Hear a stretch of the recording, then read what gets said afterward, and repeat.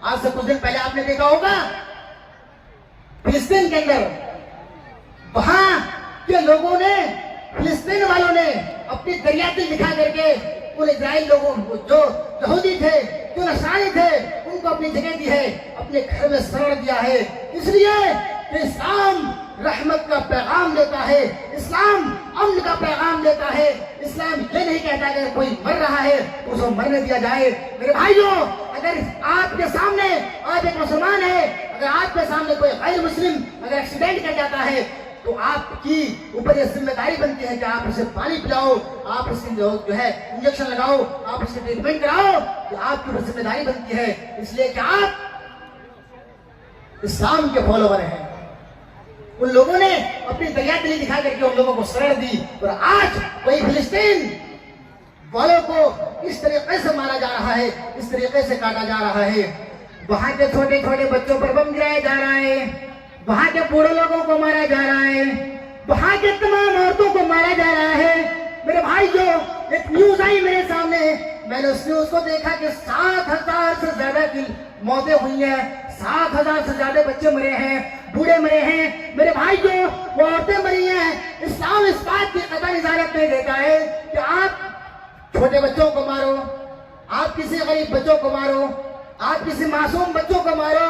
इस्लाम इस बात की कभी इजाजत नहीं देता है। मेरे भाई, जो आज Modi media, press media, appeals media, ये सारे लोग गजा के बॉर्डर पर पहुंच करके कहते हैं कि गजा के लोग सुरक्षित है, गजा के अंदर इस तरीके से बम धमाके नहीं हुई है। आज एक मुसलमान लेडीज जो रूपी लियाकत है, एक मुसलमान होने के नाते वो गजा के अंदर प्रवेश करती है, गजा के बॉर्डर के पास जाकर के तो ऐसी जगहों को दिखाती है कि देखिए यहाँ अमन का माहौल है, जहाँ के लोगों को नहीं मारा जा रहे हैं, जहाँ के लोगों पर कोई अत्याचार नहीं किया जा रहा है। वो बेगैरत लड़की, वो इस्लाम के दुश्मन और इस्लाम को जो नाम तुम्हें दिया है कि हम इस्लाम के मानने वाले हैं, ये तुम्हारे इस्लाम के जो नाम दे रहे हो तुम अपने आप को, इस्लाम के तुम दुश्मन हो, इस्लाम के दुश्मन हो, बीजेपी की पालतू कुत्ती हो, वरना मेरी बातें तुम्हारी कान के पर्दे फाड़ेगी। आज वो रुपया लेकर एक होटल में जाकर के, एक हॉस्पिटल के अंदर जाकर के वो दिखाने की कोशिश कर रही है और लोगों के सामने मैसेज देने की कोशिश कर रही है तो यहाँ पर अमन है, यहाँ पर लोगों को नहीं मारा गया है। मेरे भाई, जो अगर तुम्हें दहशतगर्द कहना हो, तुम्हें जिस भी हिसाब से सर्टिफिकेट पेश करनी हो तो तुम गिजा वालों पर पेश करो, गिजा वालों को दहशतगर्द से जोड़ो। इस्लाम से दहशतगर्द का कोई दूर दूर तक रिश्ता और नाता नहीं है। इस्लाम अमन का पैगाम देता है। इस्लाम उस बात की तरफ आपको कभी आदर्शन नहीं कर रहा है कि आप बच्चों को मारो, बूढ़े को मारो, औरतों को कत्ल करो। इस्लाम हमें अमन का पैगाम क्या है, इसीलिए तो अल्लाह के रसूल सल्लल्लाहु अलैहि वसल्लम 63 साल की जिंदगी में इस्लाम को मुकम्मल करके हमसे रुखसत हुए हैं, हमसे रुखसत हुए हैं। अल्लाह के रसूल सल्लल्लाहु अलैहि वसल्लम ने फरमाया, लोगों, अगर तुम एक भूखे को देखो तो उसे खाना खिलाओ, अगर एक मरीज है उसको दवा की जरूरत है तो तुम उसको ट्रीटमेंट करके उसकी जान बचाओ। ये इस्लाम का पैगाम है। और आज ये कह रहे इस्लाम दहशतगर्द है, इस्लाम आतंकवाद है। मेरे भाई को इस्लाम आतंकवाद से दूर दूर तक इस्लाम का कोई रिश्ता नाता नहीं। जब अल्लाह के रसूल सल्लल्लाहु अलैहि वसल्लम की जिंदगी में ऐसे वैसे वाक़यात पेश आए कि अल्लाह के रसूल सल्लल्लाहु अलैहि वसल्लम को मारने के लिए कुफार मुशरिकीन ने एक इनाम रख दिया कि जो अल्लाह के रसूल सल्लल्लाहु अलैहि वसल्लम का, मोहम्मद इब्न अब्दुल्लाह का सर लाएगा, चाहे वो जिंदा लेकर के आए, मुर्दा लेकर के आए, उसे 100 सुर्ख ऊंट इनाम में दिया जाएगा, 100 सुर्ख ऊंट। एक कुफार मुशरिकीन अल्लाह के रसूल सल्लल्लाहु अलैहि वसल्लम की तलाश करने के लिए निकल जाते हैं। अल्लाह के रसूल सल्लल्लाहु अलैहि वसल्लम को ढूंढने के लिए निकलता है। अल्लाह के रसूल सल्लल्लाहु अलैहि वसल्लम गज़वे से वापस आ रहे हैं।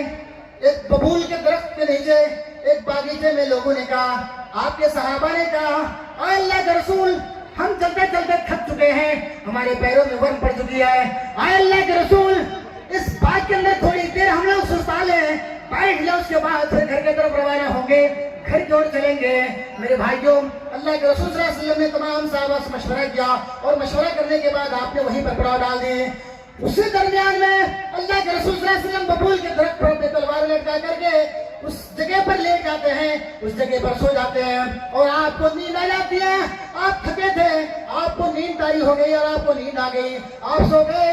सोने के क्रम में वही यहूदी, वही गैर मुस्लिम जो इनाम के लालच में अल्लाह के रसूल सल्लल्लाहु अलैहि वसल्लम की तलाश में निकले थे, आए मौके पर अल्लाह के रसूल सल्लल्लाहु अलैहि वसल्लम को पा लेता है, देखता है अल्लाह के रसूल का सहाबा सो रहे हैं, सारे लोग इधर उधर बिखरे हैं, अल्लाह के रसूल सल्लल्लाहु अलैहि वसल्लम भी सोए हुए हैं और तलवार लटक रही है, तलवार उतारूं मारूं और अल्लाह के रसूल सल्लल्लाहु अलैहि वसल्लम का सर ले जाकर कुफर मुशरिकीन के सरदार को दे दूं और फिर हमें वहां 100 ऊंट इनाम में मिल जाए। वो यहूदी, वो गैर मुस्लिम पीर पर चढ़ता है, दरख्त पर चढ़ता है और चढ़ने के क्रम में वो तलवार उतार लेता है और उतारने में वो जल्दीबाजी में उसे धीरे से उतरना था, उन्होंने जंप लगाई और दूर से कूदा। अगर मैं यहाँ से जंप लगाऊं स्टेज से तो धमाल की आवाज निकलेगी, अल्लाह के रसूल सल्लल्लाहु अलैहि वसल्लम कहाँ खुल जाती है। अल्लाह के रसूल सल्लल्लाहु अलैहि वसल्लम देख रहे हैं कि ये यहूदी जो है मुस्लिम तलवार लेकर के तलवार तान करके खड़े हैं और कहता है मैं यमनो का मिन्नी आए मोहम्मद सल्लल्लाहु अलैहि वसल्लम, अब बताओ कि मेरे हाथ से तुमको कौन बचाएगा।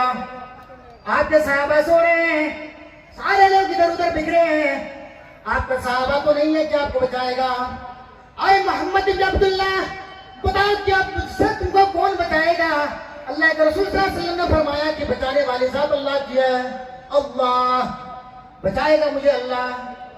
वो काफिर का हाथ थर थर कांपने लगता है, थर थर थर थर उसका हाथ कांपने लगा और आपकी तलवार उसके हाथ से छूट कर जमीन पर गिर पड़ी। जब अल्लाह के रसूल सल्लल्लाहु अलैहि वसल्लम ने देखा कि उसकी तलवार गिर गई, मदनी करीम सल्लल्लाहु अलैहि वसल्लम उस तलवार को उठा करके उसी अल्फाज को दोहराते हुए कहा अब ये बताओ मेरे भाई मैं यमनो का मिन्नी, अब मुझसे तुमको कौन बचाएगा, अब मेरे हाथ से तुमको कौन बचाएगा। उस काफिर का, उस मुशरिक का तो अल्लाह के रसूल अल्लाह पर भरोसा नहीं था। उन्होंने कहा कि अल्लाह के रसूल आप ही बचा सकते हो, आप चाहे तो मुझे मार सकते हो, आप चाहे तो मेरी गर्दन तुमसे जुदा कर सकते हो। मेरे भाइयों, वो अल्लाह के रसूल सल्लल्लाहु अलैहि वसल्लम को दहशत देने वालों, वो इस्लाम को टेररिज्म से जोड़ने वालों, अल्लाह के रसूल सल्लल्लाहु अलैहि वसल्लम की रहमत देख लो। अल्लाह के रसूल सल्लल्लाहु अलैहि वसल्लम फरमाते हैं आए मेरे भाई जाओ तुम अपने घर चले जाओ और खुशी खुशी जाओ, हम तुम्हें कत्ल नहीं करेंगे, हम तुम्हें मारेंगे नहीं। तुम्हारी बीवी तुम्हारी इंतजार कर रही होगी, तुम्हारे बच्चे तुम्हारे इंतजार कर रहे होंगे, तेरे माँ बाप तेरे इंतजार कर रहे होंगे।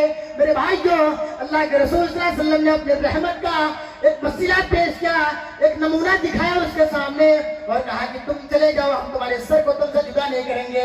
मेरे भाइयों, वो यहूदी, वो गैर मुस्लिम चीख पड़ता है और ये कहता है अल्लाह के रसूल आपका हाथ बढ़ाइए, मुझे भी इस्लाम के अंदर जोड़ लीजिए। और वो यहूदी, वो गैर मुस्लिम इस्लाम कबूल कर लेता है, अशहदु अल्ला इलाहा इल्लल्लाह व अशहदु अन्ना मुहम्मद अब्दुहु व रसूलुहु, कलमा पढ़ करके वो इस्लाम ले आता है। तो यहूदी जो गैर मुस्लिम अल्लाह के रसूल सल्लल्लाहु अलैहि वसल्लम को मारने के लिए गया, वो इस्लाम ले आता है, इस्लाम कबूल कर लेता है। इसको कहते हैं इस्लाम, इसको कहते हैं सनातन धर्म, इसको कहते हैं सनातन। मेरे भाइयों, आज तुम अपने आप को कह रहे हो हम सनातनी हैं, इससे पहले अपने आप को हिंदू कहता था, हिंदू।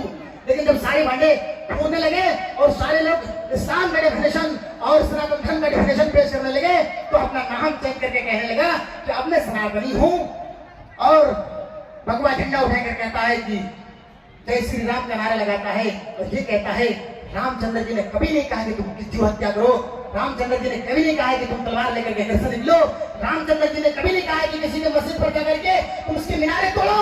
मेरे भाइयों, अगर तुम्हें कामयाबी चाहिए, अगर तुम्हें पैराडाइज में जाना चाहते हो और तुम जन्नत में जाना चाहते हो तो जपे नाम मोहम्मद रसूलुल्लाह सल्लल्लाहु अलैहि वसल्लम का नाम जपने वाला बंदा। अल्लाह के रसूल सल्लल्लाहु अलैहि वसल्लम के बारे में तुम्हारी वेदें कह रही है,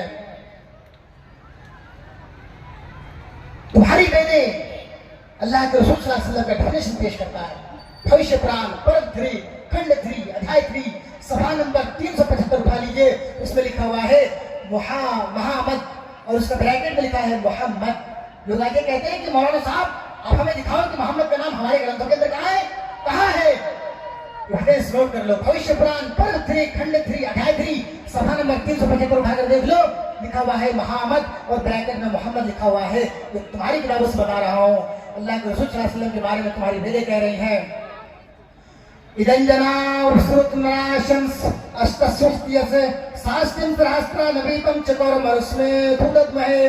लोगों तुम्हारे दरमियान एक रसूल आएंगे, एक मिरासत नाम के आदमी आएंगे, एक मिरासत नाम का जो व्यक्ति आएगा, नर के माना होता है आदमी, और आशन जिसकी बहुत ज्यादा प्रशंसा की जाए, जिसकी बहुत ज्यादा तारीफ की जाए। मोहम्मद का भी वही माना होता है, काबिल तारीफ शख्सियत जिसकी बहुत ज्यादा प्रशंसा की जाए, जिसका बहुत ज्यादा नाम लिया जाए। आज पूरी दुनियावी सतह पर देख लीजिए, गूगल सर्च करके देख लीजिए कि अल्लाह के बाद अगर किसी का नाम लिया जाता है तो जनाब मोहम्मद रसूलुल्लाह सल्लल्लाहु अलैहि वसल्लम का नाम लिया जाता है।